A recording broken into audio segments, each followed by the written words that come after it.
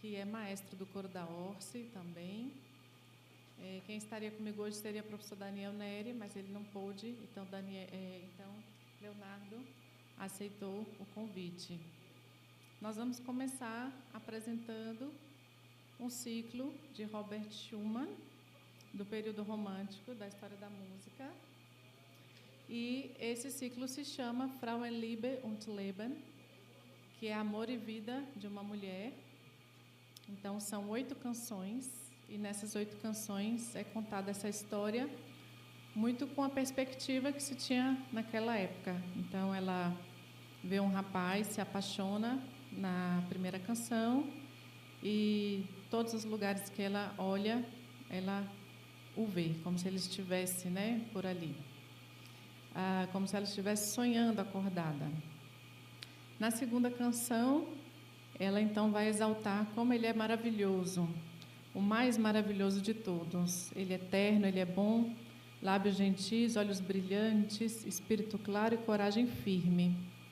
Então, além de bonito, ela acha também que ele é uma boa pessoa. Na terceira canção, ela continua falando, que quer então também que ele se apaixone por ela. E acredito aí que eles já estão em algum tipo de relacionamento, porque na quarta canção ela está com o anel de noivado, eles ficam noivos. E então ela faz toda a canção junto com este anel. Ela fala com muito carinho, Anelzinho, o meu pequeno anel de ouro, coloco você perto do meu coração. Então, essa visão mais antiga mesmo. Bom, na quinta canção, ela se enfeita, está se enfeitando, possivelmente para chegar no casamento. E na sexta canção também, então, se tem um casamento, tem um momento que o piano parece fazer uma marcha nupcial. Depois, na sétima canção, ela tem um bebê, ela está muito feliz de estar com seu bebê. E na última canção, ela fala que foi a primeira vez que ele a magoou, que foi quando ele morreu, e a deixa, então, sozinha com este bebê. E só para contextualizar um pouco, nesse período, Schumann, Schubert, Brahms, o Lied, essa palavra Lied, vocês devem saber, significa canção em alemão, Mas o Lied não é somente na música essa palavra canção, ele é também um gênero musical. E qual que é a diferença desse gênero musical para o que acontecia antes? A partir do Lied, os compositores começam, por exemplo, a ter uma tradição de utilizar poemas de poetas que estivessem em alta, ou que tivessem um fazer poético, vou dizer assim, de modo mais profissional.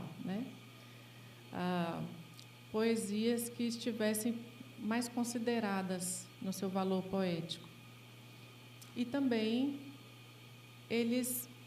o piano, a parte do piano, a parte que o piano desenvolve a partir do Lied, no surgimento desse gênero, é muito importante porque o piano ele não só vai fazer a base harmônica, mas ele também vai criar cenários, ambientações. Então, existe esse diálogo. Não sei se Léo quer falar sobre isso também. E, tão importante quanto o gênero canção é a noção de ciclo. Muitas vezes a gente tem uma coletânea, um agrupamento de canções, Vila Lobos mesmo tem coletâneas, agrupamentos, que não necessariamente são um ciclo de canções. O ciclo ele vai ter uma ideia interrelacional da temática das canções, não só na parte textual, mas também da parte musical, harmônica. Então, existe uma relação entre as harmonias, entre a construção da música. E, geralmente, o ciclo, ao final, ele se conecta com a parte inicial também,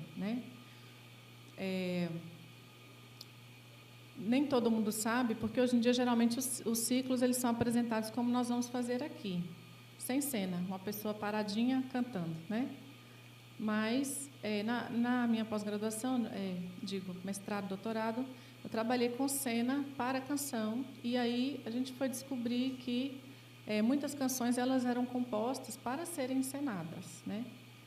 Que em algumas situações traz até uma compreensão, né? Um pouco maior também, tá? Então, depois do ciclo, se houver tempo, a gente vai fazer mais uma canção de Gounod, e aí depois eu falo sobre ela. Eles disseram que vão desligar aqui o microfone e não vai sair nas caixas para vocês, só vai sair o piano, mas aí vai sair para a TV, que eles acharam que fica melhor assim, não sei se dá eco ou se o som, né, alguma coisa, tá certo? Então, nós sabemos que não é o ambiente mais adequado, mas a gente vai, então, fazer da melhor forma possível.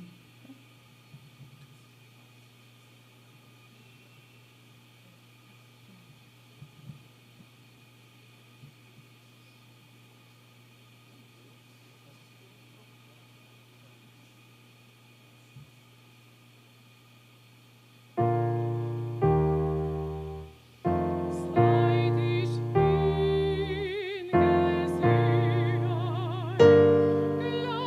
ich bin so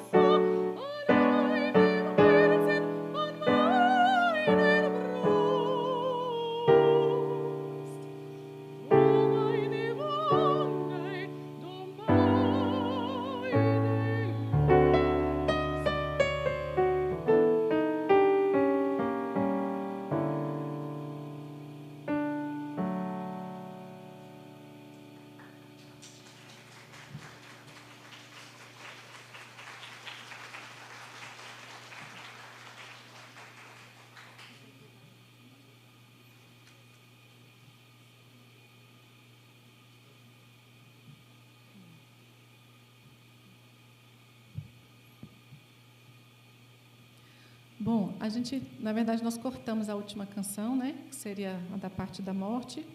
Terminamos na parte que ela ainda está feliz. E vamos fazer agora, devido já ao adiantado da hora, vamos fazer uma última peça, que é o Divine Redeemer, de Gounod. O texto original é em latim, mas ela é mais conhecida geralmente na versão em inglês.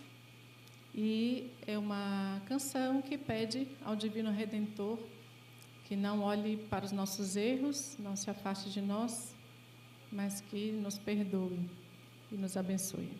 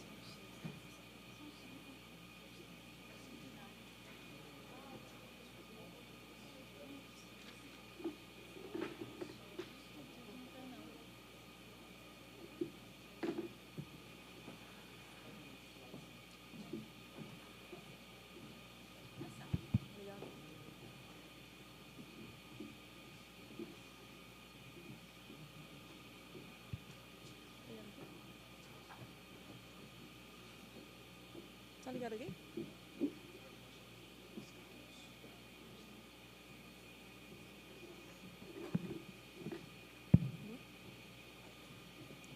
Senhoras e senhores, bom dia. Gostaríamos de agradecer ao belíssimo concerto musical de música clássica com Aline Araújo, Leonardo Rezende, ambos professores do Departamento de Música da Universidade Federal de Sergipe. Damos início ao terceiro simpósio Pombalino Internacional com o tema Paradoxo do Iluminismo, uma homenagem a Kenneth Maxwell. Este ano, a Cátedra Marquês de Pombal promove a terceira edição do terceiro simpósio Pombalino Internacional, que ocorrerá nos próximos 3 dias, de forma presencial no auditório da Reitoria da Universidade Federal de Sergipe. O tema desse ano é Paradoxos do Iluminismo, uma homenagem a Kenneth Maxwell, autor de Marquês de Pombal, Paradoxo do Iluminismo, obra traduzida em várias línguas. Kenneth Maxwell é professor aposentado da Universidade de Harvard e membro honorário da Cátedra Marquês de Pombal. O terceiro simpósio internacional, reconhecendo a sua importância, decidiu homenageá-lo com a organização deste evento, que será encerrado com a cerimônia de concessão do título Doutor Honoris Causa da Universidade Federal de Sergipe ao professor homenageado.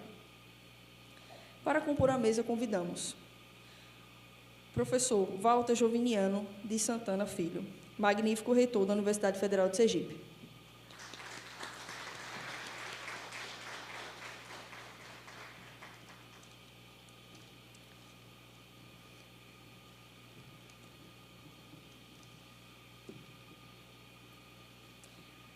A professora Érica Vinardi, coordenadora de Relações Internacionais, também representa a Pró-Reitoria de Pós-Graduação e Pesquisa.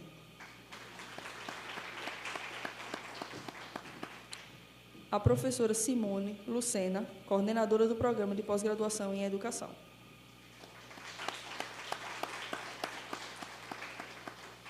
A professora Raquel Freitag, coordenadora do Programa de Pós-Graduação em Letras. E, por fim, o professor Luiz Eduardo Oliveira, coordenador-geral desse simpósio.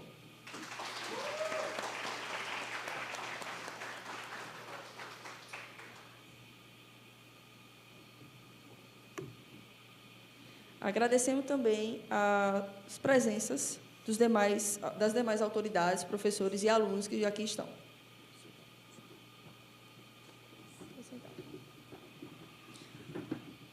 Neste momento, convidamos o professor Luiz Eduardo Oliveira de Menezes para fazer uso da palavra.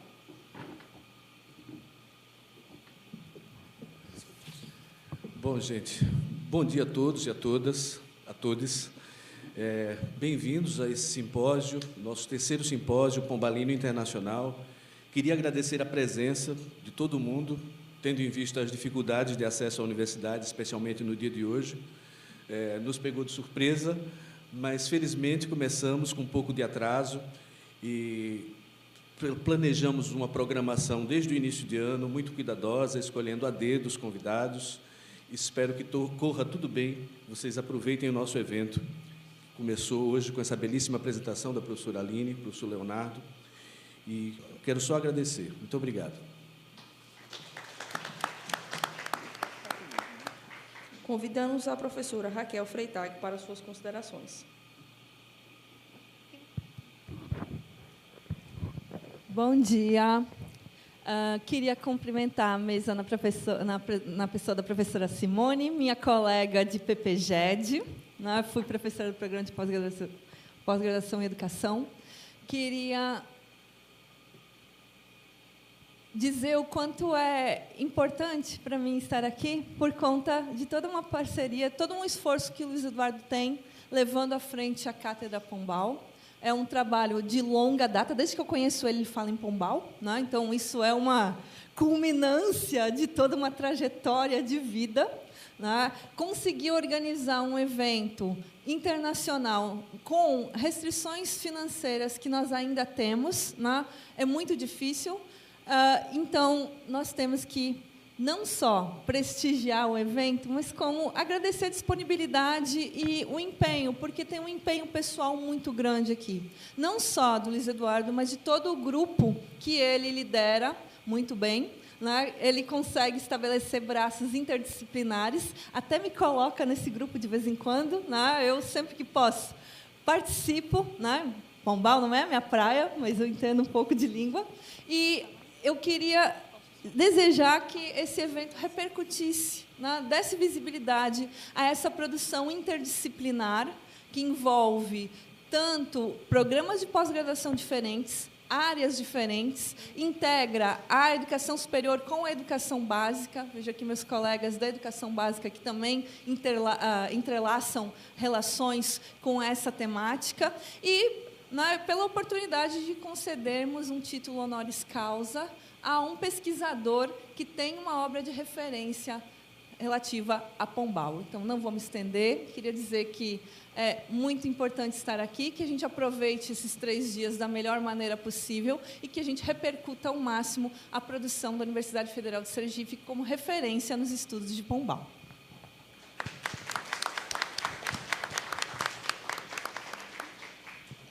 Nesse momento, o professor Dilton chegou. Gostaríamos de agradecer a presença do senhor. Convidamos agora a professora Érica Vinardi. Bom dia a todos, todas e todes. É um prazer, uma satisfação enorme estar aqui. Eu saúdo a todos os presentes. Gostaria de saudar o nosso magnífico reitor, professor Walter, diretor da cátedra, professor Luiz Eduardo, professora Simone, professora Raquel Freitag. Saudar também aqui presente o professor Kenneth Maxwell e também o embaixador Cardim, né? É uma honra tê-los aqui.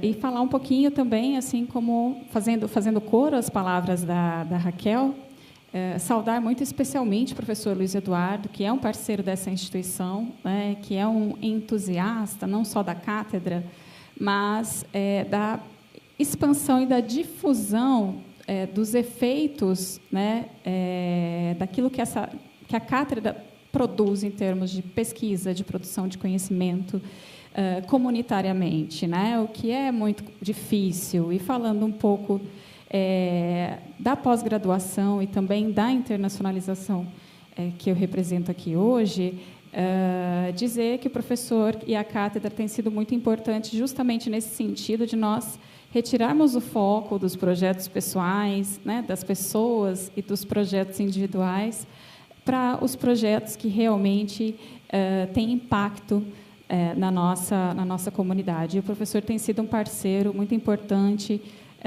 da pós-graduação da UFES, da internacionalização da pós-graduação da UFES, especialmente da coordenação de relações internacionais, sempre levando seus parceiros para dentro da CORE, de modo que essas parcerias se tornem convênios que sejam aproveitados por toda a comunidade, né, independente das suas áreas de conhecimento, sempre transformando em convênios guarda-chuva, para que até a comunidade discente participe também, possa usufruir dessas parcerias que ele sempre traz para a UFES por meio da cátedra. Então, mais uma vez, celebrando esse espírito coletivo que a cátedra traz para a nossa instituição, eu quero congratular esse evento, né, dar boa-vinda a todos e todas e desejar, né, que seja um sucesso, já está sendo, e que todos aproveitem muito essa jornada.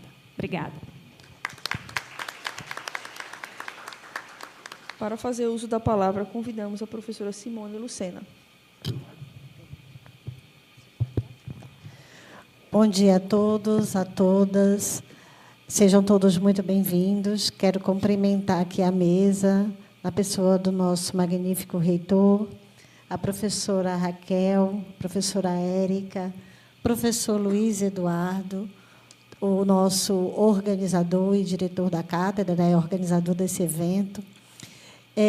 Eu quero fazer uma fala breve e, em especial, aos alunos de graduação. Quem são alunos de graduação aqui, de PIBIC? Pois é, por que eu quero fazer uma fala especial para vocês? Que, apesar de tudo que estamos vivendo, de todo o movimento, da dificuldade que tivemos de iniciar o nosso evento no horário que já estava programado, que bom que vocês estão. porque esse evento ele é importante para os pesquisadores, para os alunos da pós, mas, em especial, eu gosto de falar para os da graduação, para que eles se sintam estimulados a continuar pesquisando e não acharem apenas que a graduação é o fim do curso e a carreira está concluída. Não, para que vocês almejem a pós-graduação, para que vocês comecem a fazer as pesquisas de vocês, vendo tudo isso que está acontecendo aqui. Porque esse lugar também aqui pode ser de vocês um dia. Vocês estão começando a ser aluno de PIBIC, aluno de iniciação científica, é o primeiro passo na carreira do pesquisador. E, com certeza, muitos de nós aqui estamos aqui hoje porque começamos também como alunos de graduação, como o PIBIC, porque tivemos grupos de pesquisa forte, como esse do professor Luiz Eduardo, que nos apoia e nos incentiva. Então, que bom que vocês estão. Esse é um evento muito importante para toda a UFES, em especial para a pós-graduação de educação, por conta da nossa internacionalização. Teremos a concessão do título de doutor honoris causa ao professor Kenneth, muito merecido. Muito obrigada por o senhor estar aqui. Muito obrigada a todos que vieram e dizer que eu sei a dificuldade que é fazer um evento já com poucos recursos e ainda com todo o movimento político docente que está acontecendo nas universidades e aqui também, é mais difícil ainda. Gostaria de estar vendo esse auditório cheio, mas sei que muitos que gostariam de chegar aqui não conseguiram por diferentes motivos, não só pela entrada, mas a diferentes motivos, como de vir mesmo até Aracaju. Então, parabéns a todos que vieram. Desejo a vocês um excelente evento e que até o dia 5 a gente tenha bastante coisas aqui a aprender com todas as falas e palestras que teremos. Muito obrigada. Anunciamos a palavra do professor Walter Joviniano Santana Filho, magnífico reitor da Universidade Federal de Sergipe.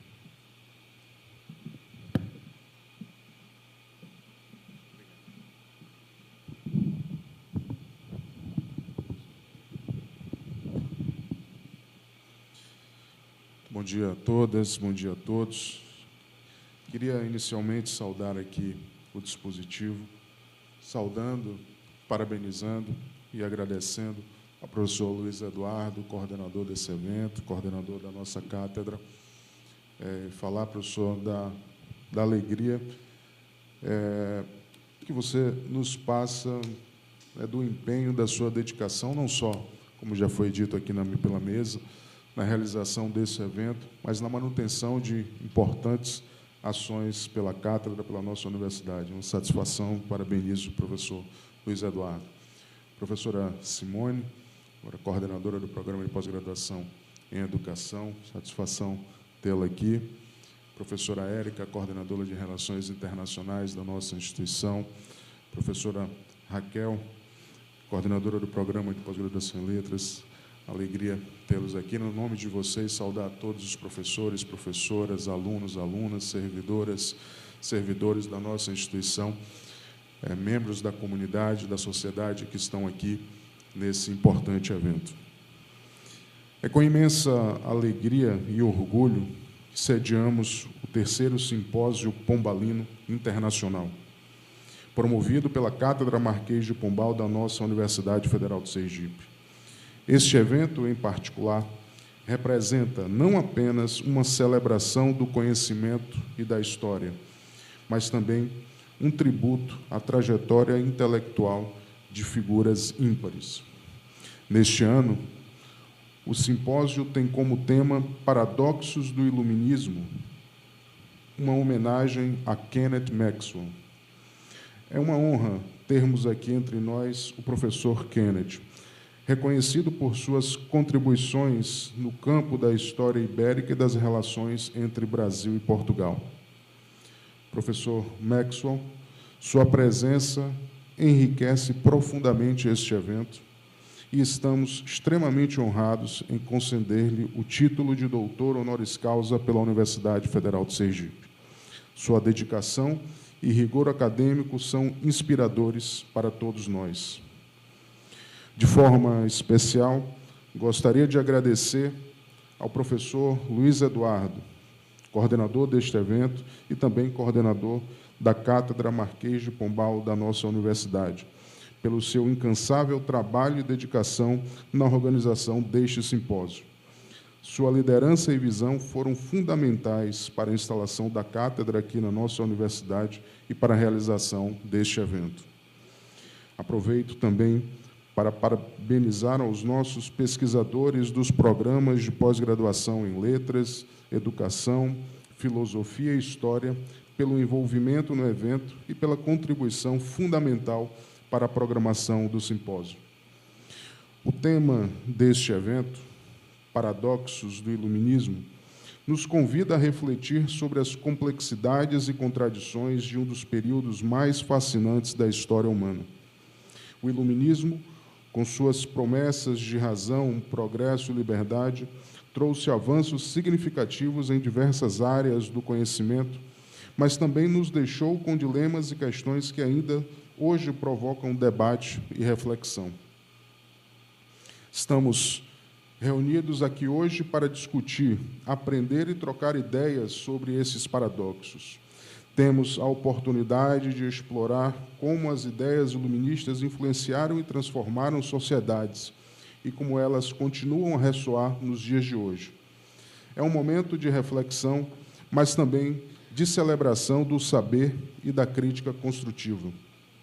Durante os próximos dias, teremos palestras, mesas redondas e apresentações que certamente enriquecerão nosso entendimento e nos proporcionarão novas perspectivas. Este é um espaço de diálogo e de construção coletiva do conhecimento, e tenho certeza de que todos sairão daqui com novas ideias e inspirações. Para encerrar, reafirmo o compromisso da Universidade Federal de Sergipe com a excelência acadêmica e com a promoção de eventos que estimulem o pensamento crítico e a troca de conhecimentos.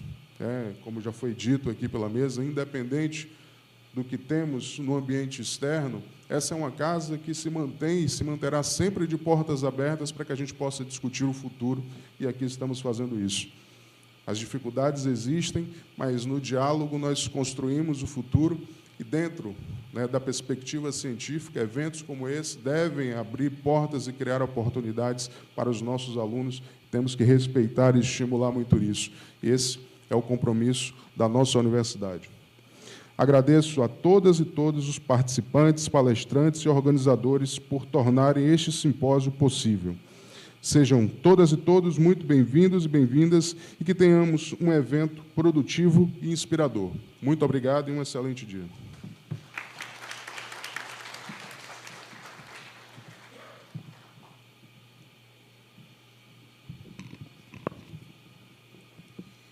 Solicitamos às autoridades que compõem a mesa de abertura que tomem seus lugares nas cadeiras desse auditório.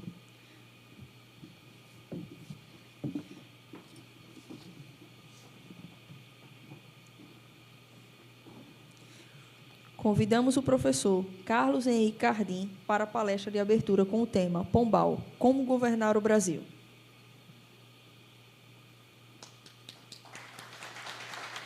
Professor Carlos Henrique Cardim é sociólogo, doutor pela Universidade de São Paulo, embaixador no Ministério das Relações Exteriores e professor da Universidade de Brasília, no Instituto de Ciências Políticas, desde 1976. Foi decano de extensão e presidente do Conselho Editorial da UNB, de 1978 a 1983, oportunidade em que a casa editou cerca de 245 obras, entre elas traduções pioneiras no Brasil, de Maquiavel, Comentários sobre a Primeira Década de Tito Livio, e de Max Weber, Economia e Sociedade. Foi embaixador do Brasil em Oslo, na Noruega, e de Reykjavik, na Islândia. Não sei se eu pronunciei certo. Não sei se eu pronunciei certo a cidade, que o senhor foi embaixador. Tudo bem. Atuou como diretor do Instituto de Pesquisa de Relações Internacionais. É membro do Instituto Histórico Geográfico Brasileiro e da Academia Brasiliense de Letras, dentre outras instituições. autor de A Raiz das Coisas, Rui Barbosa, O Brasil no Mundo, Civilização Brasileira 2023. Obrigada pela presença, bom dia. Por favor, professor, comece sua palestra.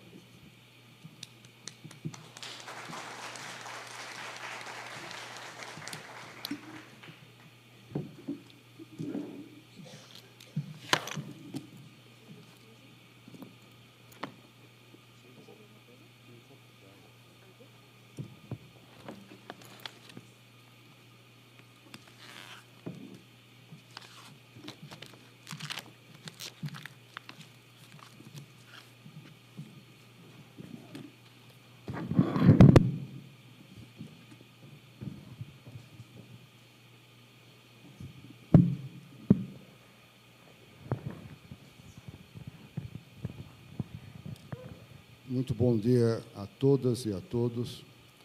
Para mim é uma grande satisfação, um prazer e uma honra estar aqui na Universidade Federal de Sergipe. Devo confessar que, uma vez eu até falei, eu sou a única pessoa aqui na mesa, e há duas situações na vida onde você se sente completamente só. A primeira situação na vida, quando você está totalmente só, é quando você morre. E a segunda sensação que você está completamente só é quando você começa uma palestra. Então, mas vamos em frente, certo? Eu não acho que está tudo bem. Eu gostaria, inicialmente, de parabenizar a Universidade Federal de Sergipe. Realmente, vocês estão promovendo um seminário muito importante, né? Mas muito importante. E parabéns ao professor Luiz Eduardo por ter levado sempre essa cátedra Marquês de Pombal. O evento que vocês realizam aqui é um evento de grande significação. Eu digo isso do ponto de vista acadêmico, que eu também sou professor universitário, fui decano da universidade, e é curioso a gente notar como aqui no Brasil, em várias universidades, não se estuda Portugal. É uma coisa impressionante. Eu me lembro, certa vez, conversando com um destacado historiador brasileiro, o professor Evaldo Cabral de Mello, ele disse que na UNB não há uma cátedra de História de Portugal. É uma coisa impressionante. Compreende? Lembro também a importância dessa perspectiva histórica. Hoje, conversava com o professor Kenneth Maxwell, que dá a honra da sua presença, falávamos de um grande nome da história brasileira, José Honório Rodrigues, que é esquecido hoje. O José Honório foi um dos maiores historiadores que o Brasil já teve, e eu tive o prazer de conviver, ser amigo do professor José Honório Rodrigues. E aí eu me lembro de uma frase do José Honório Rodrigues, que diz o seguinte: quem não tem uma visão histórica está condenado a ter uma visão histérica. Isso pode parecer um jogo de palavras, mas não é, não. É isso mesmo, você precisa ter essa perspectiva para poder entender, inclusive, certas coisas que são importantes do Brasil de hoje.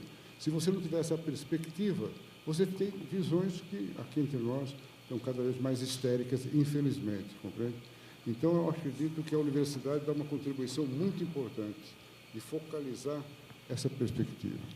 E, sem dúvida, o professor Luiz Eduardo, com todo o seu esforço na Cátedra Marquês de Pombal, é fundamental essa sua contribuição também, porque é a única cátedra no Brasil que estuda Marquês de Pombal. E o Pombal, eu, na verdade, sou um recém-estudioso, o professor Maxwell é o grande nome, mas cada vez mais fica evidente a importância de você, para entender o Brasil do século XIX, entender o Marquês de Pombal.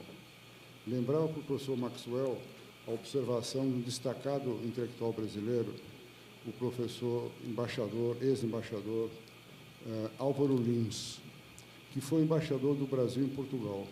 O Álvaro Lins, que foi um dos maiores críticos literários do Brasil, autor de uma biografia famosa sobre o Rio Branco, o Álvaro Lins costumava dizer o seguinte: o Brasil, de Dom João VI até a questão religiosa, foi um país galicano e pombalino. Isso é o Álvaro Lins. E sem contar outras referências que podemos citar aqui a muitas pessoas. Então, é realmente muito importante a contribuição que é dada.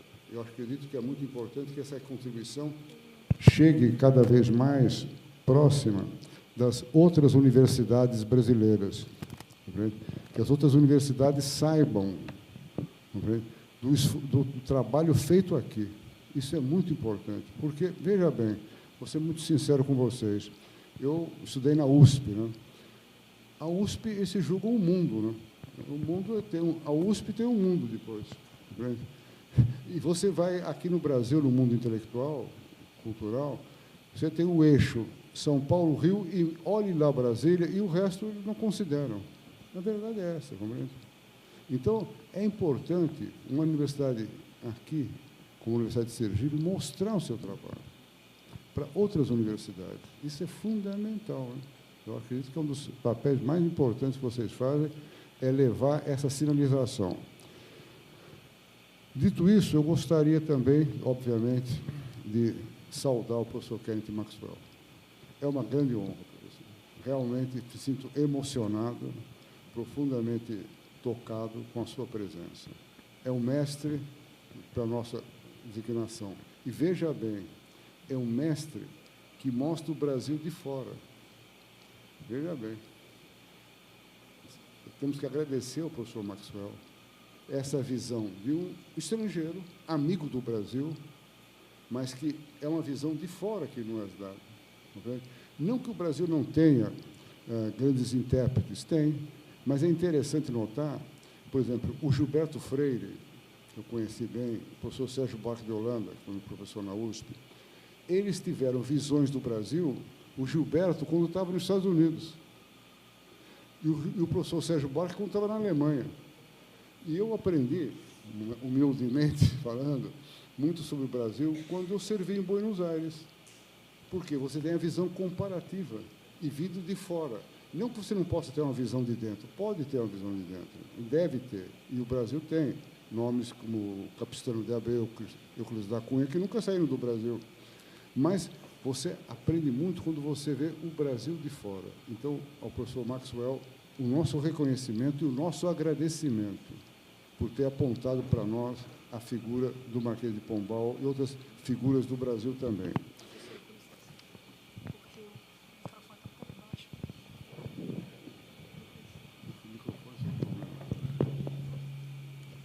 Agora melhorou? Agora melhorou. Bom,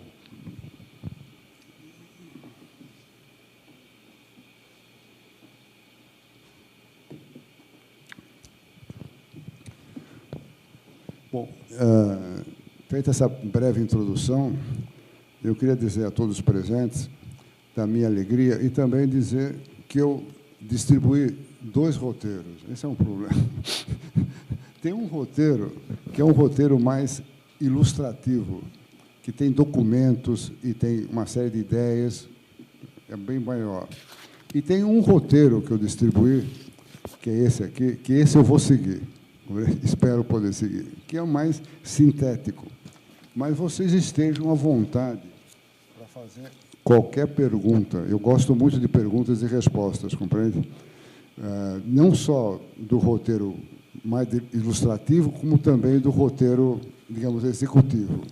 Eu só peço a vocês, como diria o Afonso Arinos, certa vez eu convidei o professor Afonso Arinos para um seminário lá em Brasília. O Afonso Arinos disse o seguinte: pode fazer qualquer pergunta, menos 2.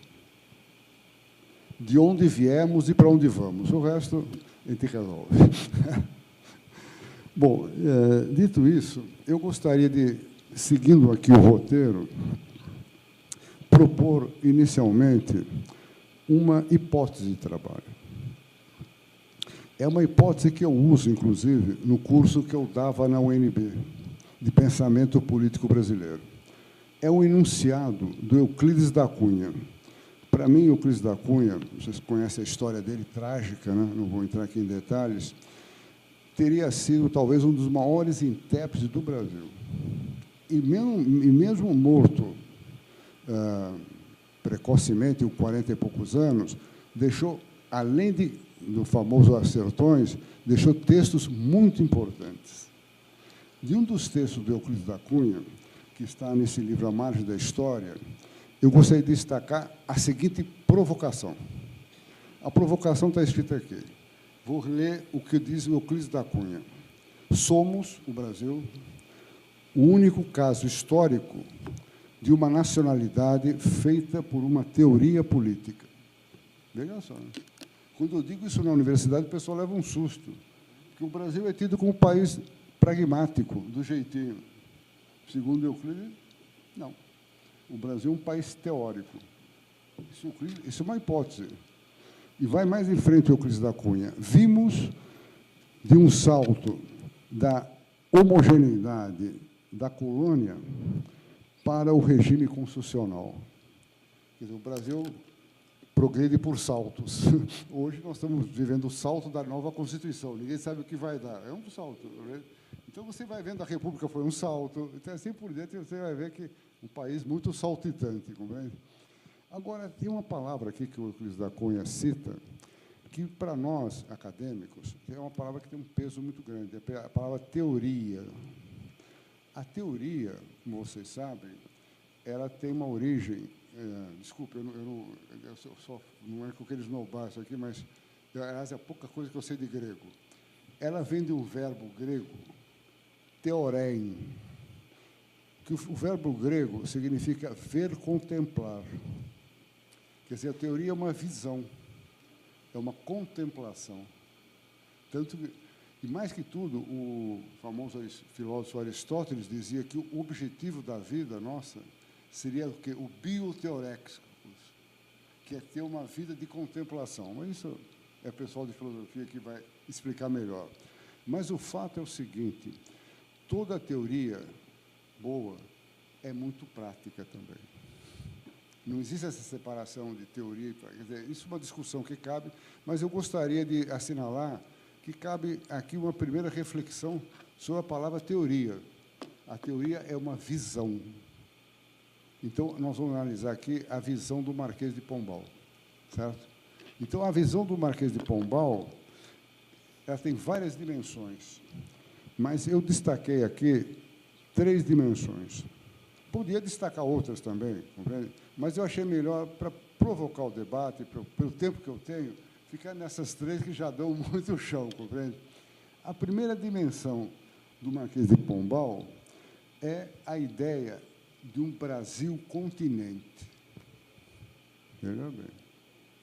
O Brasil é um país continental. É bom parar um pouco e pensar sobre isso, compreende? Porque eu me lembro, tem uma observação do presidente John Fitzgerald Kennedy, que o professor Bradford Burns, que é um grande brasilianista, falava que o Kennedy foi praticamente, quando ele foi presidente, ele deu um novo impulso ao estudo de Brasil nos Estados Unidos. E a pessoa não queria. O pessoal da CIA, Pentágono, Departamento de Estado, falou, que Brasil? O problema é Vietnã, é a Guerra Fria, que Brasil? Sabe o que o Kennedy fez? O Kennedy, o presidente Kennedy, isso conta o Bradford Burns, ele, no Salão Oval da Casa Branca, o famoso Salão Oval, ele disse, vamos, traz um mapa mundi aqui, estendeu o mapa mundi no chão. E estava lá o secretário de Estado, o chefe do Pentágono, da CIA, toda aquela turma que tem nos Estados Unidos. Aí o Kennedy disse, o que vocês acham do Brasil? Aí o pessoal começou a olhar e falou assim, é um país grande, hein? Esse país aqui é importante, hein? Então, merece ser estudado. Foi assim que o Kennedy colocou verba, dinheiro, para estudar o Brasil. Houve outras épocas anteriores também, mas o presidente Kennedy fez questão do quê? De mostrar um Brasil no mundo. Então, aqui, eu pedi, seria bom vocês terem presente, coloquei aqui, o Brasil continental. Dentro do espaço do Brasil, eu coloquei aqui, cabe toda a Europa. Toda a Europa. Ainda sobra um pouquinho. Não é? Então, isso daí é um dado importantíssimo. O Brasil é o 5º país continental do mundo. E como é que isso começou? Como é que isso se originou? Não foi assim formado. Um homem-chave na formação desse Brasil continental foi o Pombal. Eu fiz aqui um mapa para vocês, eu até deixo aqui. É um mapa que mostra algumas ações do Pombal que eu acho estratégicas e fundamentais. A primeira ação do Pombal foi transferir a capital da Bahia para o Rio de Janeiro, que não é quase estudado por nós. Ninguém estuda. Compreende? Não, a primeira capital do Brasil foi Salvador. Compreende? E até eu coloco aqui, de propósito, para provocar, uma imagem do Tomé de Souza. O Tomé de Souza era um destacado fidalgo português, que veio para cá em 1549. E tem a famosa história dele, né, que ele trouxe para o Brasil o chamado Estatuto do Brasil, que foi a nossa primeira Constituição. Até o professor Fauro, nosso amigo Fauro, costumava dizer o seguinte: o Brasil é um caso único, isso é verdade, na história, onde o governante chegou primeiro que o povo. Não tinha povo, não tinha sociedade, mas já tinha lei. Atenção, hein? Isso é muito importante. Hein? O Brasil, porque tem sociedades que o Estado veio depois da sociedade. No Brasil, não. No Brasil, primeiro nós temos Estado e depois vamos ter sociedade. Não é que seja melhor ou pior, simplesmente é diferente. Por exemplo, os Estados Unidos, primeiro teve sociedade, depois teve Estado. A Alemanha teve... Cada um tem a sua história. No Brasil, o Tomé de Souza chegou aqui numa situação original. O primeiro governante que chegou com a lei debaixo do braço e não havia povo. Importantíssimo isso, hein? Importantíssimo. Ele chegou, Tomé de Souza, permita fazer essa pequena digressão, com a incumbência de fundar a capital do Brasil, em Salvador, na região. E ele foi lá. Vocês devem conhecer Salvador, olhou a parte de baixo, de cima, de lado e tal. Falou, não, vamos pôr a capital nesse promontório. Isso foi Tomé de Souza que decidiu. Vamos fazer aqui. Nós vamos fazer aqui, e com a ajuda dos índios e dos jesuítas, ele ergueu ali a primeira sede de uma capital no Brasil. Tá vendo? Isso é importante. Veja bem, quando eu digo que ergueu, o Tomé de Souza arregaçou as mangas. Eu trouxe aqui até um quadro que é impressionante. Esse quadro eu não conhecia. É o quadro do Tomé de Souza construindo a capital, pegando no batente. Isso é uma coisa sensacional. Eu acho que esse quadro aqui merece ser mais conhecido. É o quadro de um pintor chamado Manuel Vitor, quer dizer, eu acho que ele estava lá, fez depois, onde ele mostra Tomé de Souza. Não é que ele decidiu, ele pegou na enxada para construir essa capital. E ele era um nobre português.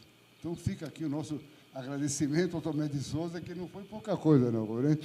Fazer a capital na mão, compreende? Então, o que acontece? Essa instalação da capital, e mais um pequeno detalhe, já que nós estamos falando aqui de Portugal, vou dizer para vocês uma coisa que o professor Maxwell conhece melhor do que eu. Todo mundo sabe, capital de Portugal, Lisboa. Quê? Capital de Portugal, Lisboa. Sim, muito bem. Desde quando Lisboa é capital de Portugal? Lisboa foi sempre uma cidade importante, não tenha dúvida. Desde o 1500, 1400, foi sempre muito importante, mas só foi formalizada como capital, o professor pode falar para mim, no século XVII. Por quê? Inclusive, os reis de Portugal, muitas vezes, despachavam em Évora, em outros lugares. Por Lisboa era importante, sem dúvida, de fato, mas não era formalmente ainda a capital. Ou seja, o Brasil teve primeiro uma capital que Portugal. Isso podemos discutir depois. Isso eu até provoco aqui.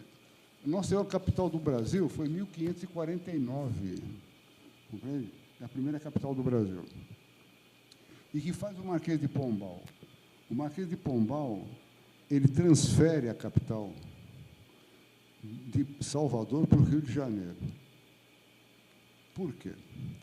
A principal razão dessa transferência não é simplesmente o Rio de Janeiro, já era uma cidade desenvolvida, mais um porto. Não. O acesso a Minas Gerais, que já estava decadente. Não. O principal motivo foi a conquista do Sul do Brasil.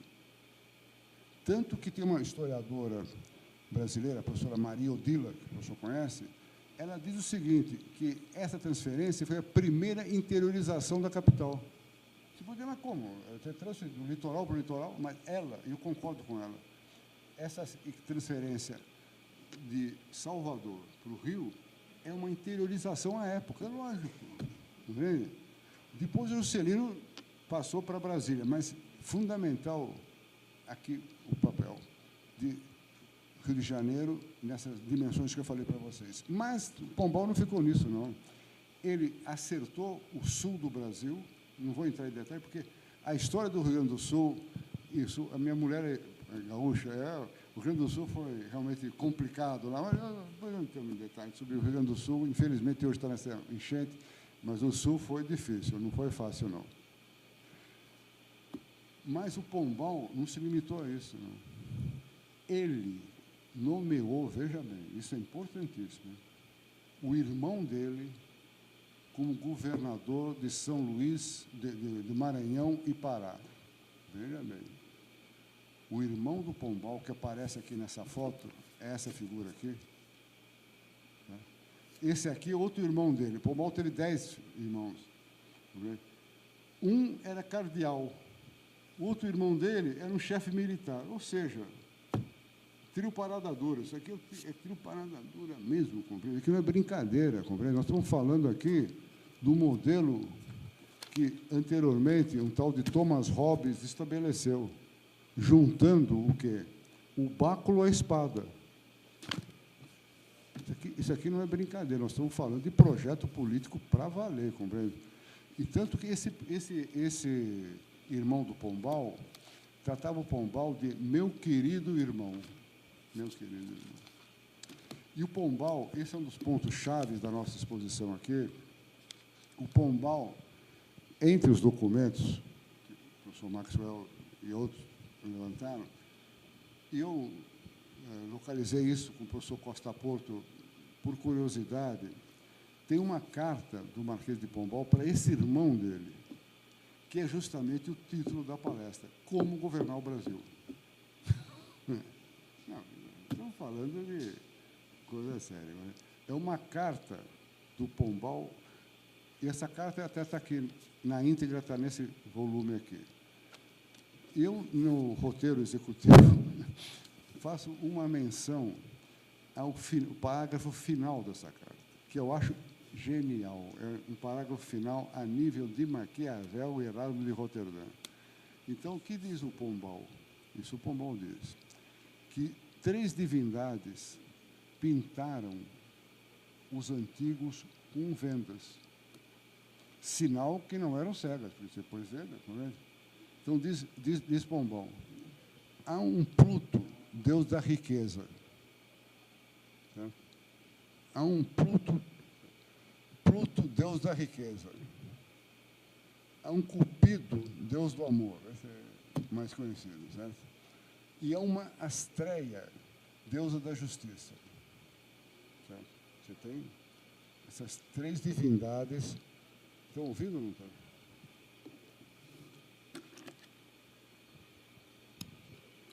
Esse pedaço aqui é importante. Alô, alô, alô? Agora melhorou? Melhorou agora? Muito bem.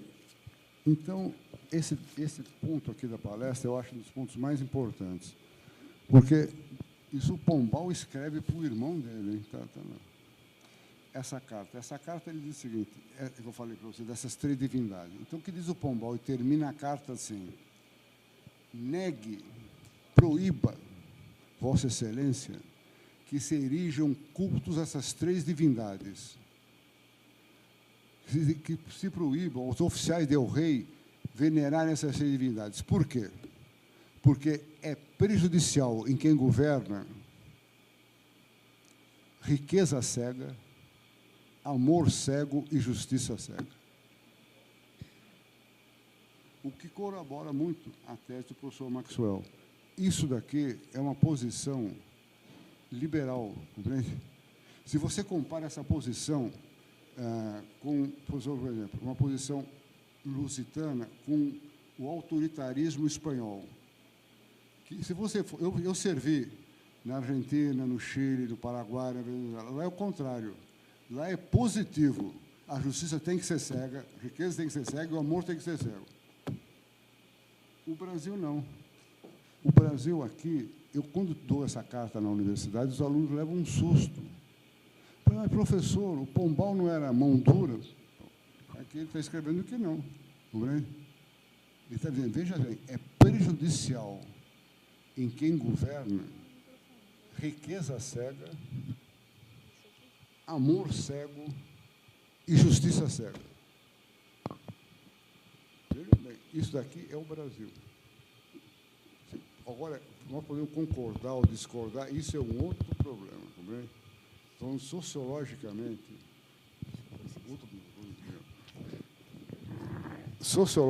falando, isso aqui é o Brasil.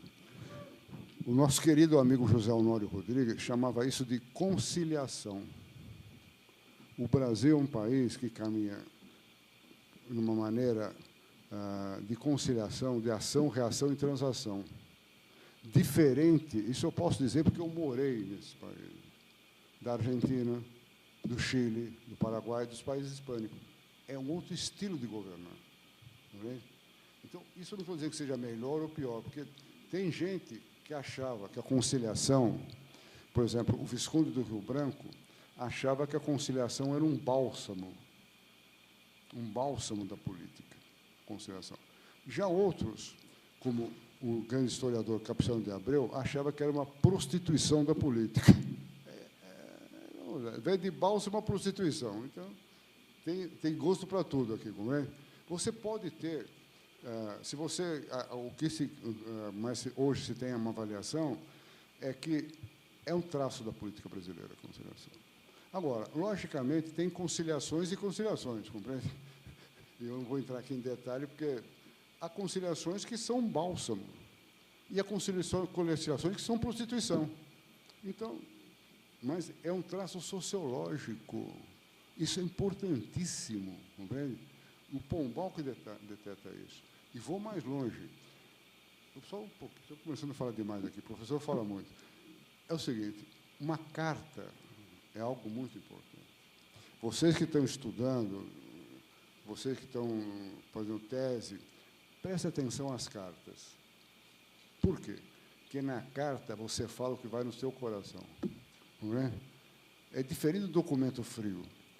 Você pega, por exemplo, a carta de Platão, sétima carta. Platão, na sétima carta, conta por que ele não deu certo a teoria dele. Olha, você vai no livro dele, aquela beleza, aquela coisa toda. Mas, na sétima carta, pega a sétima carta de Platão, você vai ver. Compreende? Pega a carta de Maquiavel. Compreende? Pegue as cartas, por exemplo, aqui no Brasil, do Monteiro Lobato. Ele conta as coisas dele. É importantíssimo você ler a carta, compreende?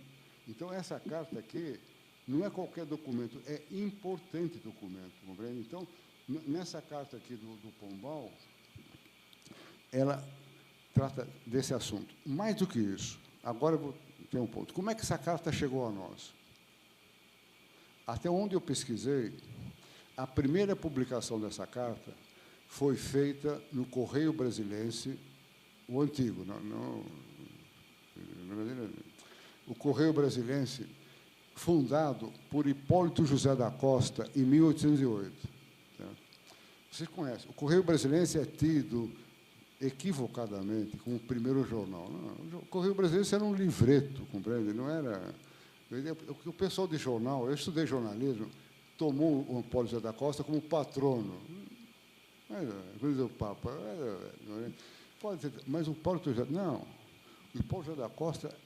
Gravem esse nome, Hipólito José da Costa. Ele formou a geração da independência. Só. Quer mais? Repito, Hipólito José da Costa foi um grande estadista, não é um jornalista. Com todo respeito, eu estudei jornalismo. No jornalismo o pessoal acha o máximo, Hipólito José da Costa. Desculpe, ele é muito mais que jornalista. O Evaldo que me chamou a atenção disso. O Hipólito José da Costa é um dos maiores estadistas brasileiros. Veja bem, o Correio Brasilense, cada número que saía, tem assim mais ou menos 90 páginas. Isso não é jornal, não. E era enviado para um grupo de pessoas selecionadas. O Paulo José da Costa publicou isso de 1808 a 1822. Você fazer uma publicação periódica de 14 anos não é brincadeira, compreende? E distribuir, porque o problema não é só você publicar. O mais importante de uma publicação não é a publicação, com todo respeito, é a distribuição. Esse que é o problema. Eu sei mais ou menos sobre esse assunto, compreende? A dificuldade que você tem na distribuição. Então, o Paulo José da Costa, professor, reitor, pode ser considerado, ele criou o primeiro curso à distância de ciência política no Brasil. Não é brincadeira, pô. Porque todo o número do Correio Brasiliense tinha noticiário sobre o que passava na Europa, em Portugal, mas tinha uma parte doutrinária. Então, você lendo o Correio Brasiliense, veja bem, eu recomendaria a leitura. Eu estou começando a ler, eu não quero que eu queira fazer aqui o sacrifício de vocês, são 30 volumes. A imprensa oficial do Estado de São Paulo publicou os 30 volumes. Era um amigo meu que publicou. 30 volumes. Do Hipólito José da Costa. Vale a pena ler. Porque você vai encontrar preciosidades como essa carta aqui do Pombal. E outras coisas, eu estou começando a ler, ainda não li os 30 volumes. Mas aquilo ali é um repositório importante, muito mais que jornalismo. Jornalismo é secundário.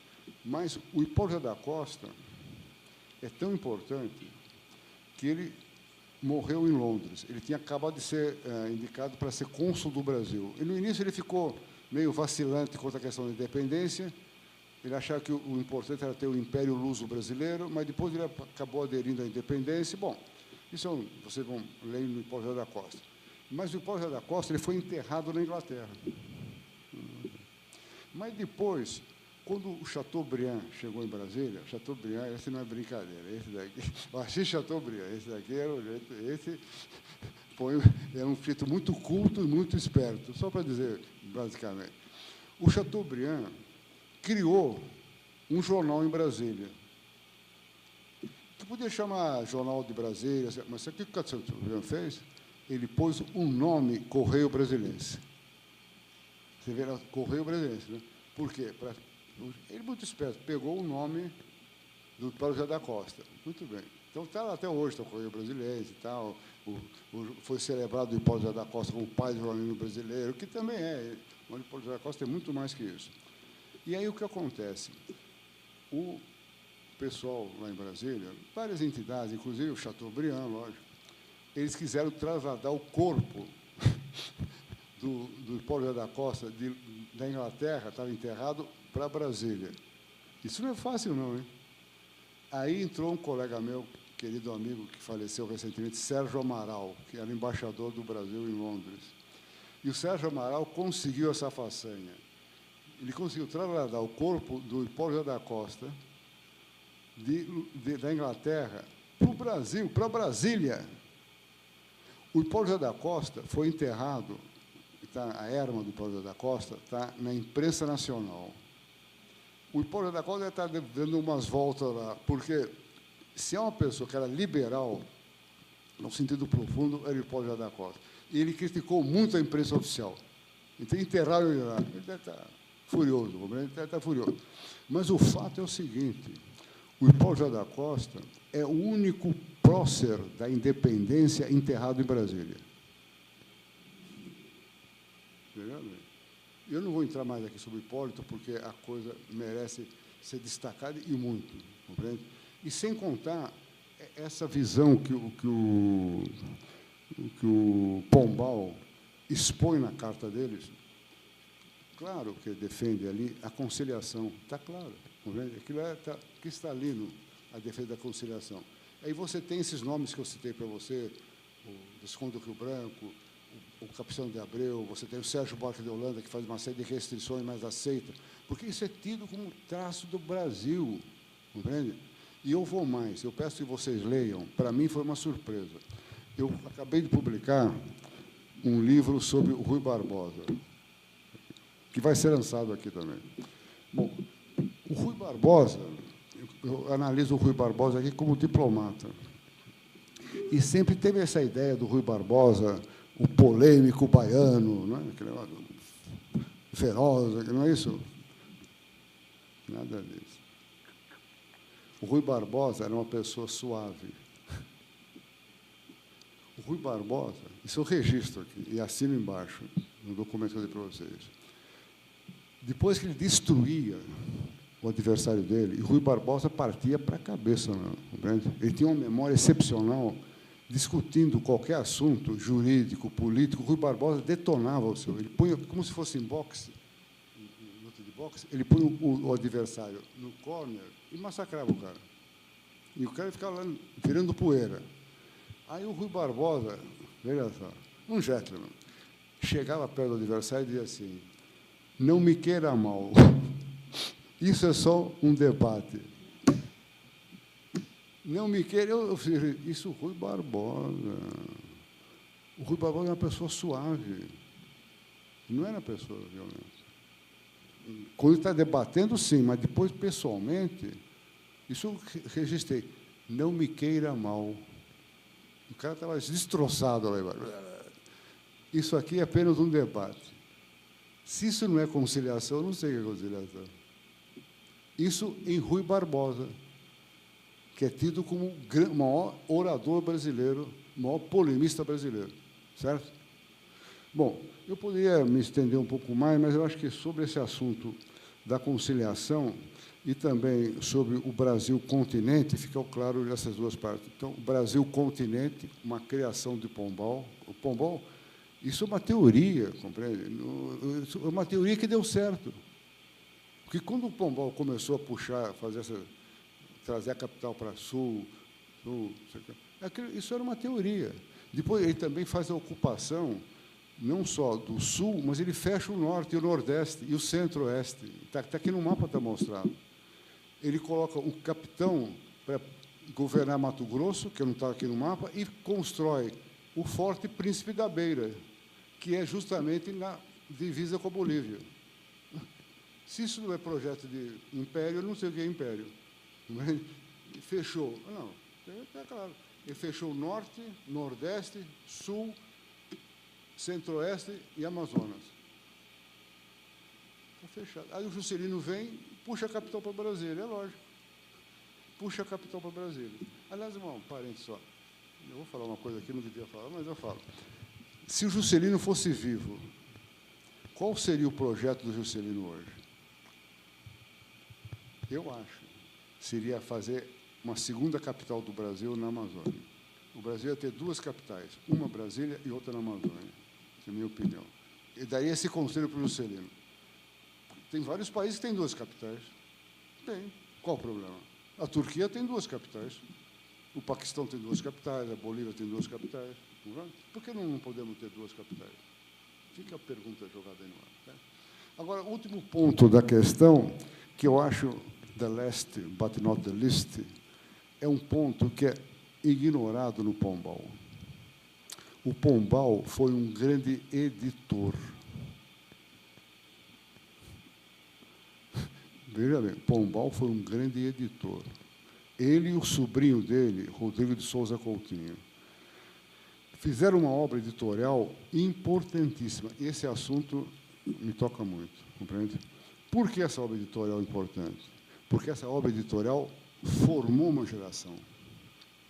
Formou do ponto de vista da tecnologia, porque vários livros que o Pombal mandou publicar com o sobrinho dele foram livros de agricultura, tecnologia agrícola. E também livros de política. Então, você tem o quê? A ciência ao lado da consciência.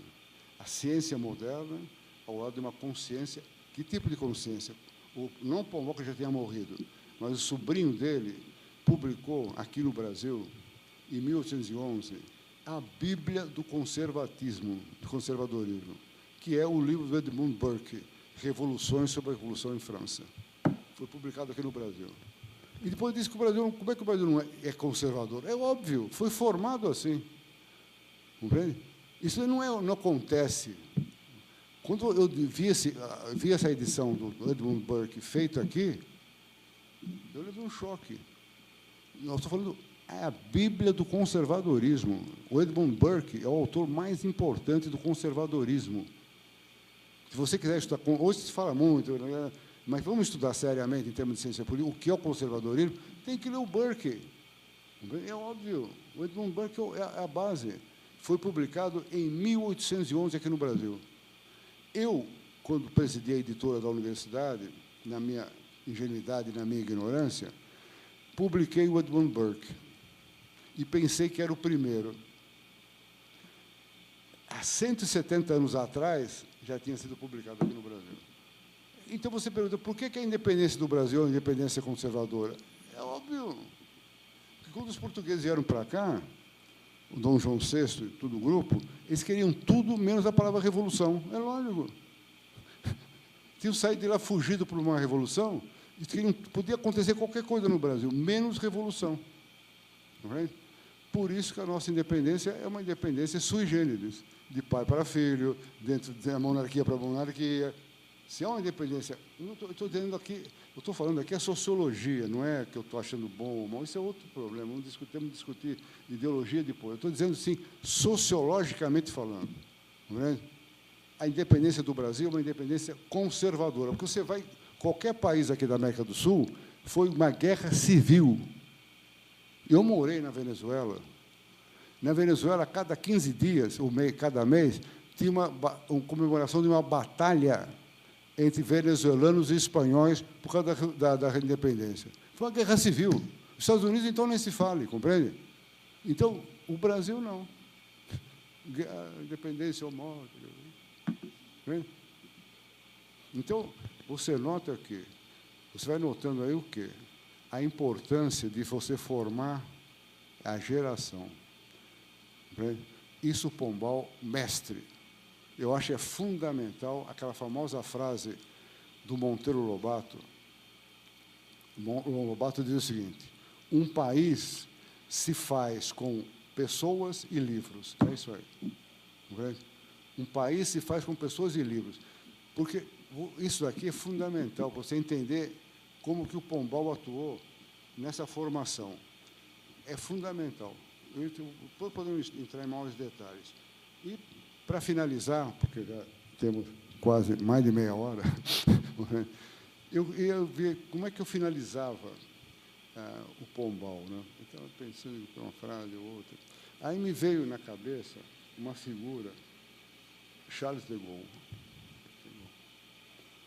Eu não vou entrar aqui em detalhes, não, porque outra palestra sobre o de Gaulle. Né? O de Gaulle costumava dizer o seguinte, eu pus aqui em francês, desculpe, mania de diplomata. Diplomata diz que diplomata fala com legenda. Né? Eu coloquei uma frase aqui, desculpe, em francês, do de Gaulle, que diz o seguinte: durante toda a minha vida, nos meus escritos e pronunciamentos, na minha ação, está aqui o de Gaulle, o que eu tenho sido, senão um professor. Obrigado.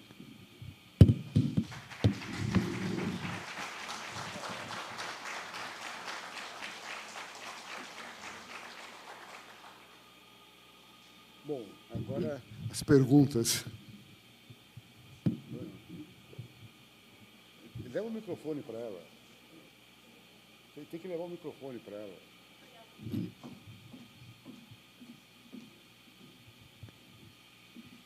Infelizmente, pelo adiantado da hora, a gente só vai permitir essa pergunta.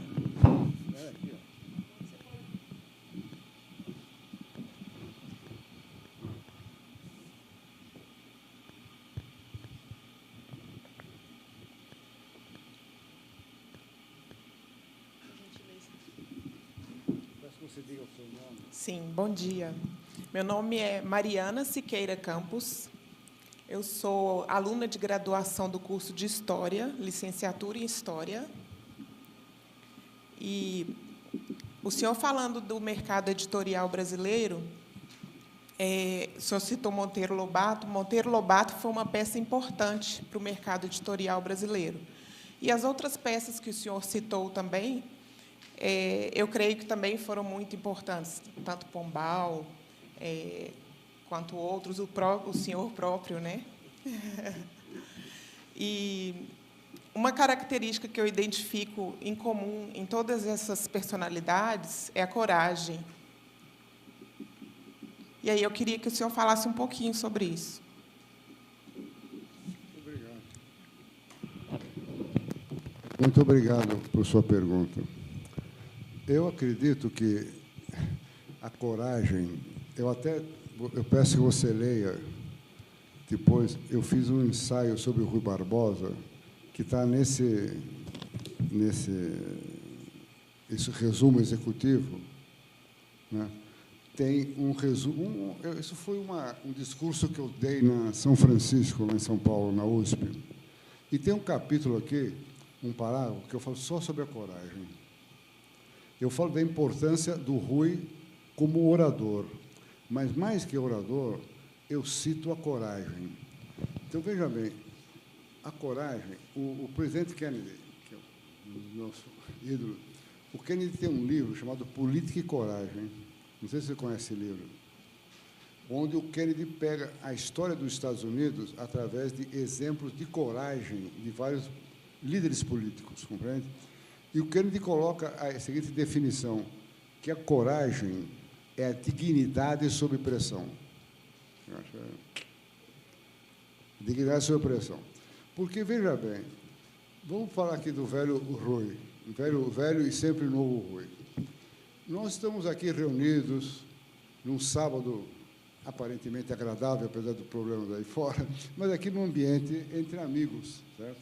Então, estamos falando aqui, isso, aquilo, eu falo aqui, cito, falo, mas outra coisa é quando você está numa assembleia internacional e está escrito assim na sua frente, Rússia, China, Estados Unidos, Alemanha. Vai lá. Vai lá. Aí que eu quero ver o cara ter corajoso. Aí que aqui eu falo à vontade, e tal, o reitor simpático e tal. Falamos aqui à vontade. Então, vai lá. O que aconteceu? Rui Barbosa ficou famoso na Conferência de Haia, vocês sabem tudo na Haia. Mas como é que começou a fama do Rui na Haia? Foi da seguinte maneira. O Rui estava participando de uma sessão, a Conferência da Haia foi uma conferência que tinha uma dimensão técnica, e o Rui Barbosa era uma discussão sobre presas marítimas. O Rui Barbosa estava lá. E estava presidindo essa comissão um dos maiores juristas da Europa, da Rússia, Martens, que era um nome super. E aí o Rui Barbosa começa a falar. Aí o Martens corta a palavra do Rui. Isso. O que o senhor está falando não tem nada a ver com a conferência. O senhor está falando de política. A sua intervenção não vai constar das atas da conferência. O que você faz? Está falando é o Martins, hein? O brasileiro está ali, o Rui Barbosa. O Rui Barbosa fica calado durante 20 segundos. E eu conto aqui no livro. Eu conto as palavras do Rui. O Rui diz que, nesse momento, ele vai no fundo, foi lá para o fundo. Porque, se o Rui fosse um diplomata profissional, o que faria? Vou pedir instruções à Secretaria de Estado. Então, diplomata tradicional. O Rui pensou, não. Se eu não responder isso agora, é melhor eu fazer a mala e ir para casa.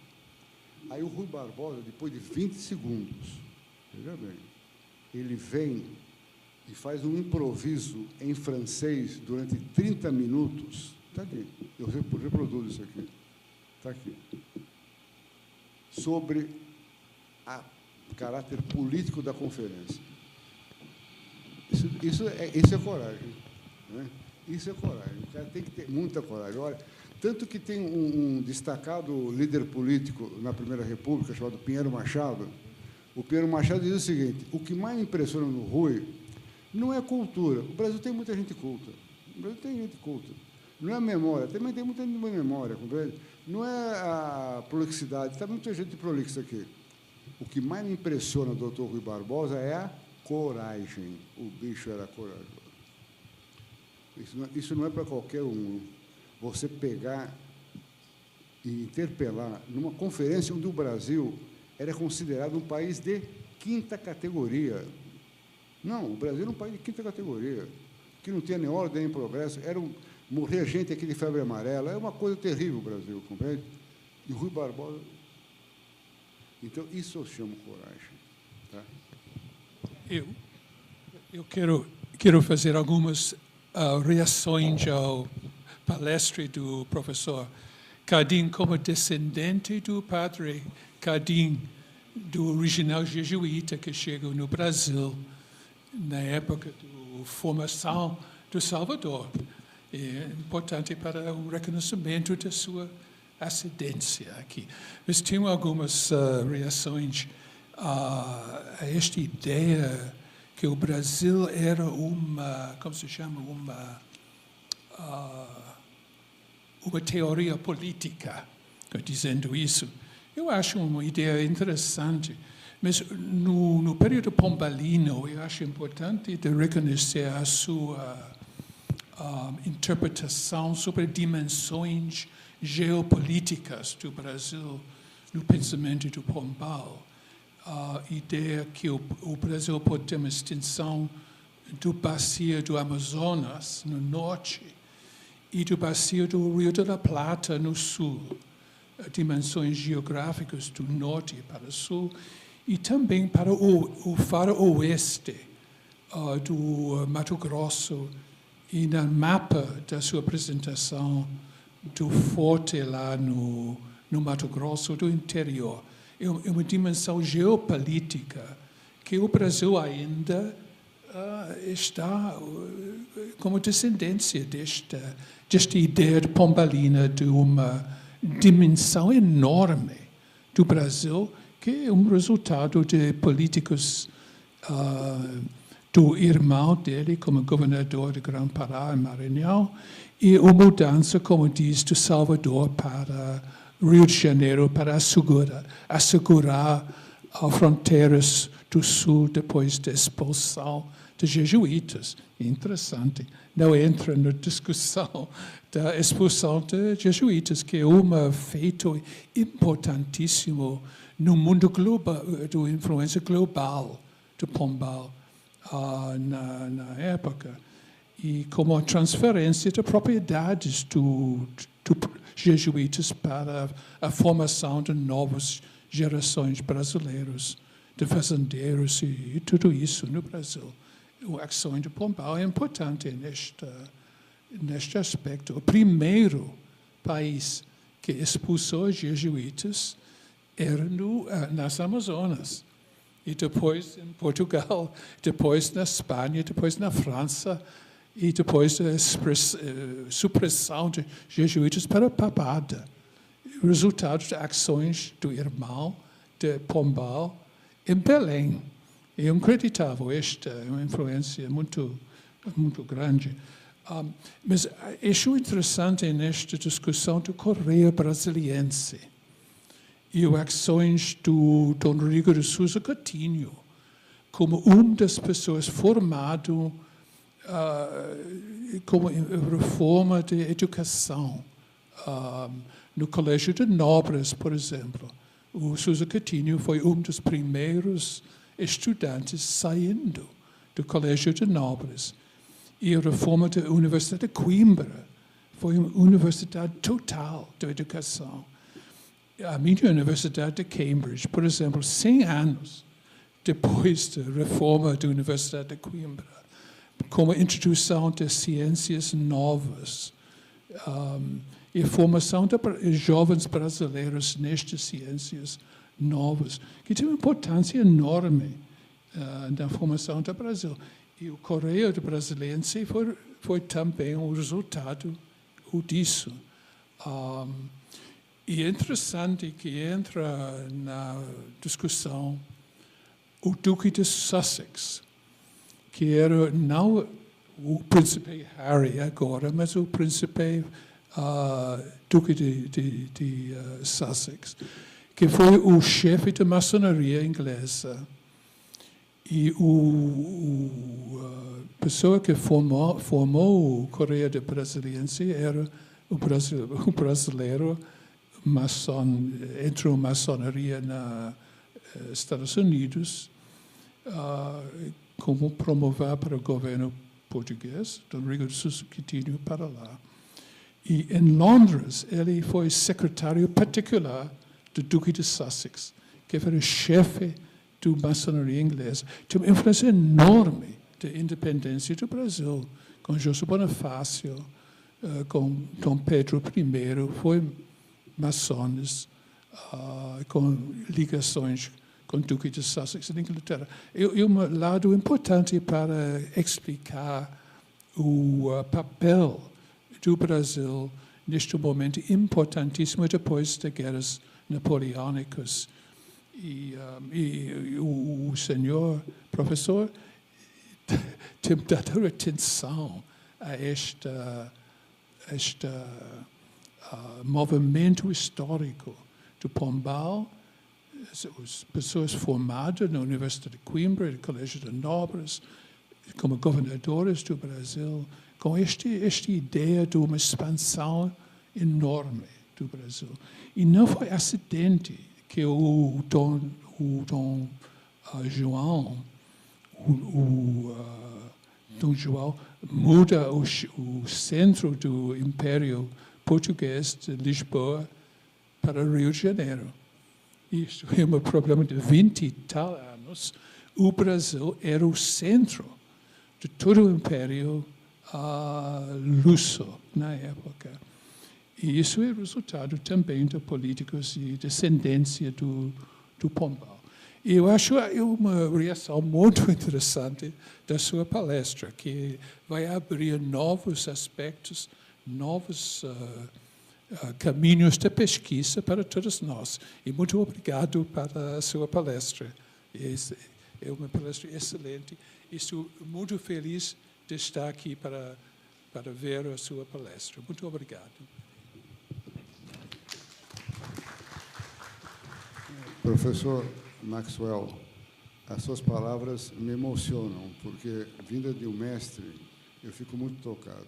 Realmente, eu procurei fazer um estudo, inclusive, eu e minha mulher tivemos, o ano passado, né, em Lisboa, e estivemos no terremoto. Pois. E foi, agora foi inaugurado em Lisboa uma recriação em audiovisual 3D do terremoto. Então, você pode marcar a hora e ver o terremoto lá. Com pedra, tal. É o chamado Earthquake Lisbon. Eu até cito aqui. Eu tivemos lá. Então, eu comecei a estudar, e também porque um amigo meu, querido amigo Antônio Paim, tinha lembrado a importância de Pombal, Paim, que eu devo muito. Mas, vindo do senhor as suas palavras, eu fico muito tocado. Okay?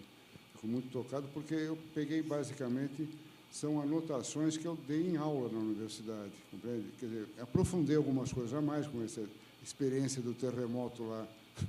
Terremoto mesmo. A minha mulher que sofreu mais, eu fiquei de fora. Mas ela chacoalhou lá, subiu, desceu, foi uma coisa tremenda. Não, sério, eu recomendo quem for a Lisboa, vá ao terremoto. Mas é terremoto mesmo. Então, é recreação muito bem feita do terremoto de Lisboa. Mas as suas palavras me tocam muito, professor.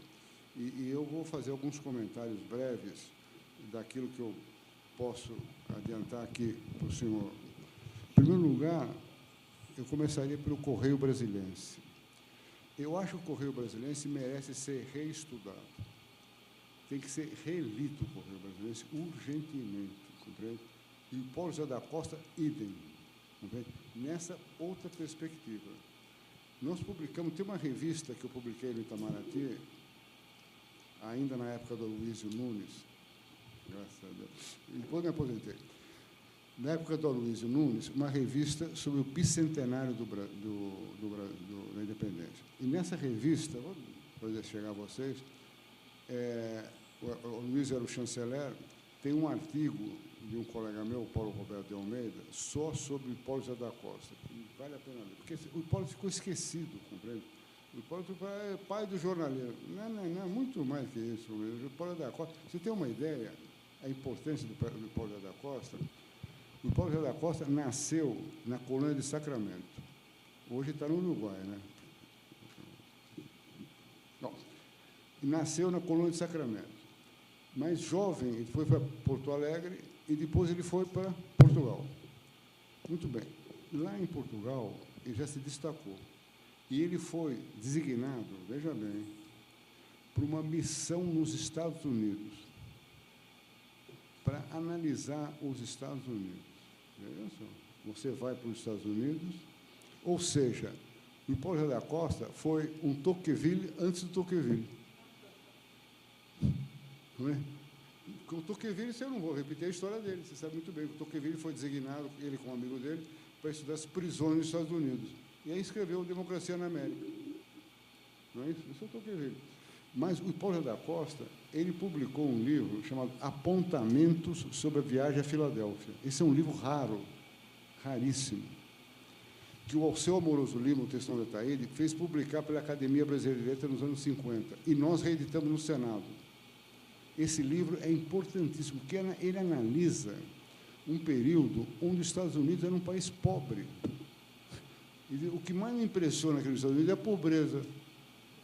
Sério, o que mais me impressiona aqui é a pobreza. Não é? Número de suicídios, pobreza, não sei o que mais. Mais do que dizer isso. Os Estados Unidos já tinha 4 universidades. Os Estados Unidos já tinha 4 universidades. Você sabe muito bem, a Universidade de Harvard foi fundada em quando? 1635.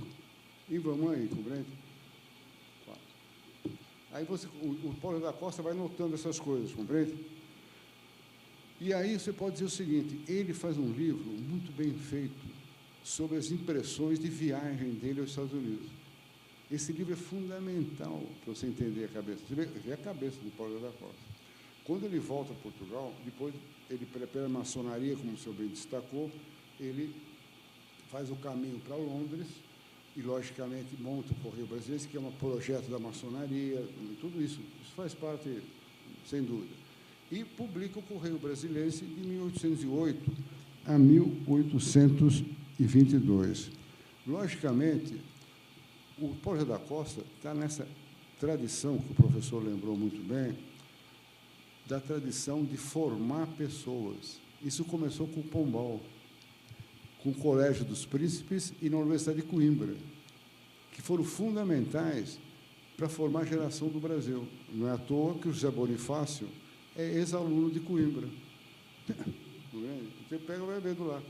Ainda não se fez o estudo, até um amigo meu começou a fazer, o professor José Murilo de Carvalho, José Murilo, que faleceu até recentemente, Murilo começou a fazer um estudo sobre os brasileiros na Universidade de Coimbra.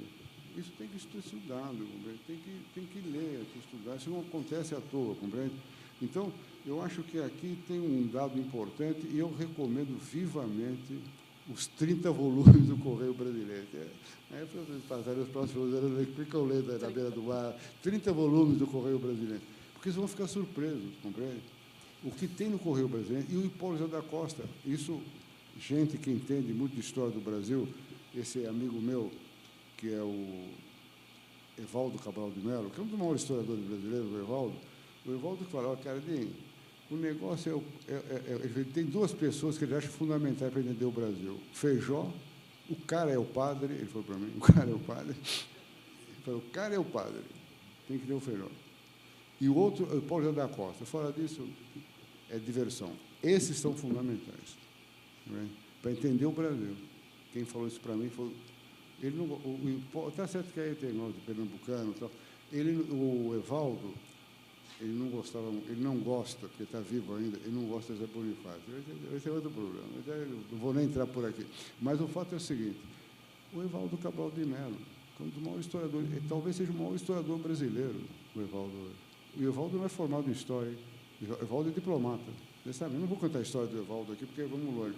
O Evaldo é diplomata, o Evaldo é embaixador, né? Irmão do João Cabral, aquela coisa toda. Bom, agora, professor, eu me permito fazer, inspirado nas suas observações, alguns comentários sobre a política externa brasileira, né? Porque, afinal de contas, alguma coisa...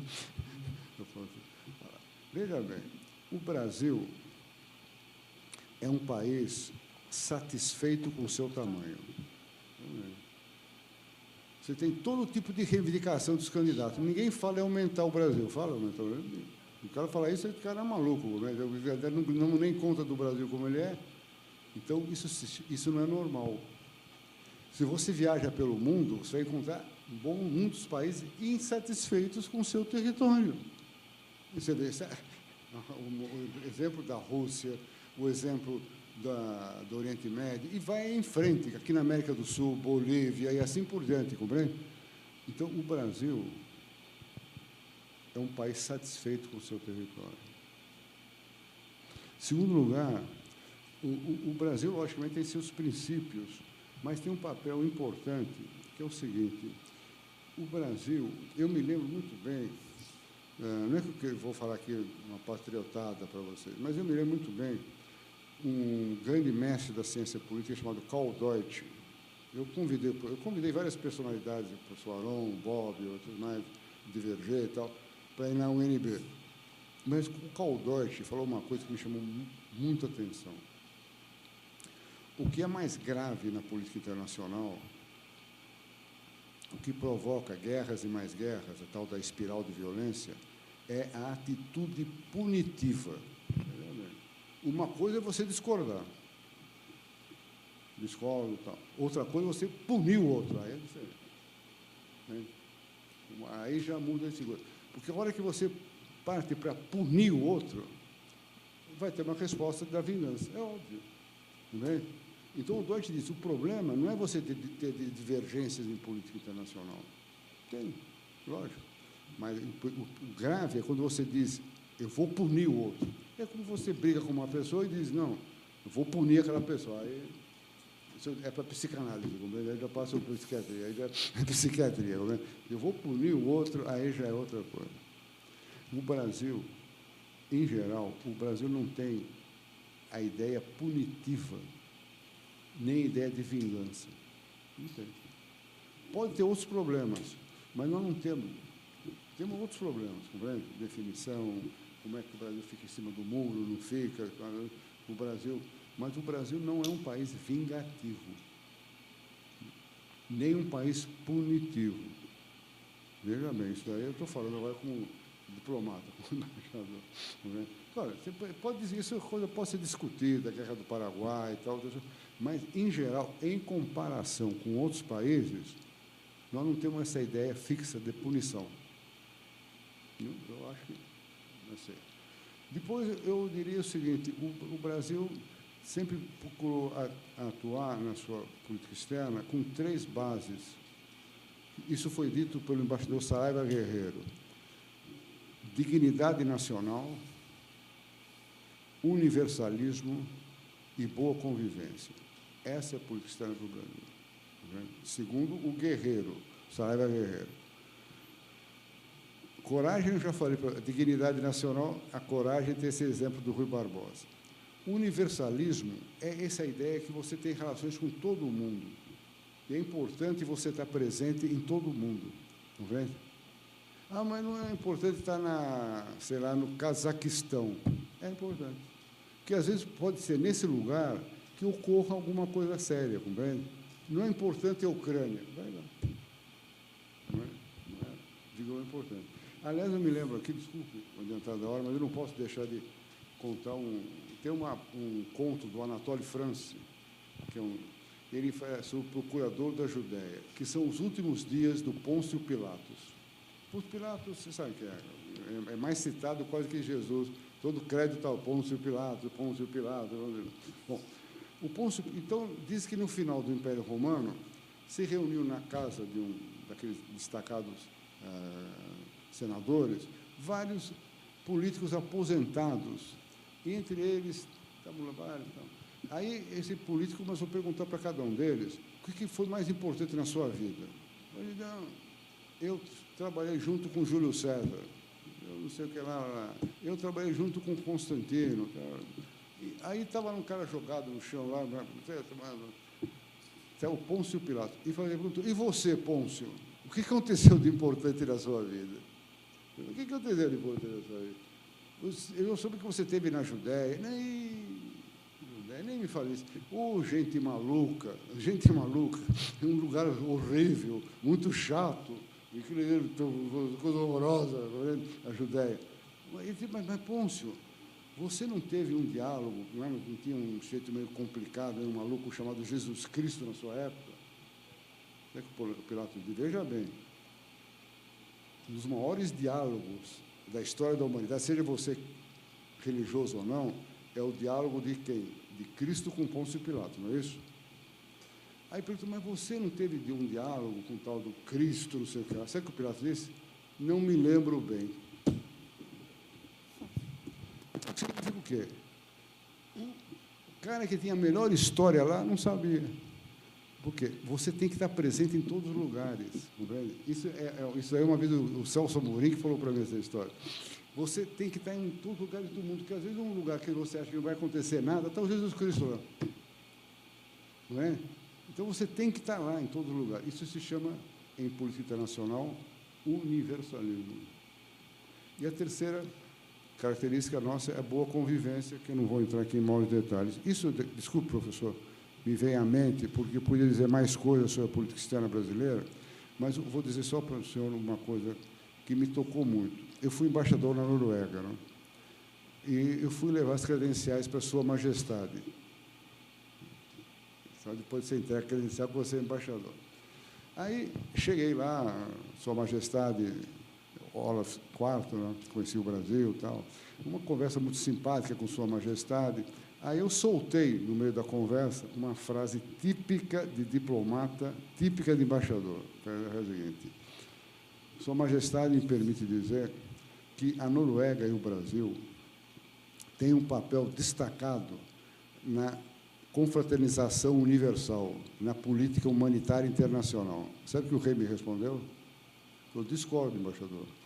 Vocês têm mais responsabilidade que nós. Isso aqui é um país pequenininho. E é mesmo. A Noruega tem 5 milhões de habitantes, é o tamanho de Santo Amaro. 5 milhões. Vocês têm mais responsabilidade que nós. Logicamente, eu disse que não. A Noruega é um país pequeno, mas de grande categoria, que nada, 5 milhões não é nada. Aí, a minha conclusão é o seguinte, hoje, Sua Majestade tinha razão. Muito obrigado.